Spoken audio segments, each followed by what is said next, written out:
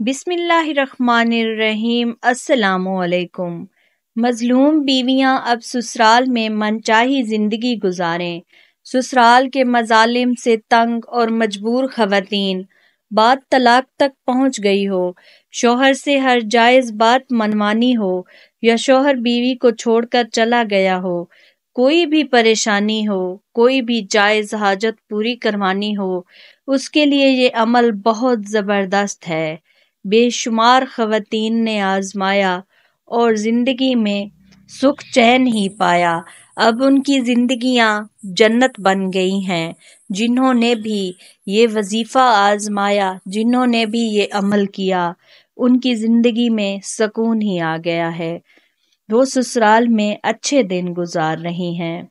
अमल कुछ इस तरह है, बहुत ही आसान सा अमल है। अमल कोई पेचीदा नहीं है, आप आसानी से कर लेंगे। जिन्होंने मेरे चैनल को सब्सक्राइब नहीं किया हुआ, जल्दी से सब्सक्राइब कर लें। अमल, जिस वक्त शौहर सो रहा हो उस वक्त 21 मरतबा सूरह फातिहा पढ़कर शौहर के सर पर दम करें। शौहर अगर पास ना हो तो तसव्वुर में दम करें। 40 दिन इस तरह का अमल करें। अमल का वक्त ईशा के बाद से फज्र से 1 घंटा पहले तक का है और इन बातों का आपने ख़ास ख्याल रखना है, नहीं तो अमल का असर नहीं होगा।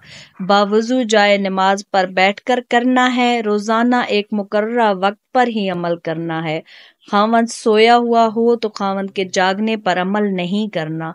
अमल करने के बाद किसी से कोई बात नहीं करनी। इस अमल में दरूद शरीफ नहीं पढ़ना। हर जुमेरात 21 रुपए खैरात करना भी लाजिम है और इस अमल की इजाज़त के लिए आपको सुबहान अल्लाह लिखना पड़ेगा। और अगर आपको ये वजीफ़ा अच्छा लगे और आपने ये वजीफ़ा आज़माया है और आपका कैसा एक्सपीरियंस रहा है, वो आप कमेंट में अपनी दूसरी बहनों के साथ ज़रूर शेयर करें और वीडियो को आगे लाजमी शेयर कर दें, क्योंकि ये सदका जारिया है।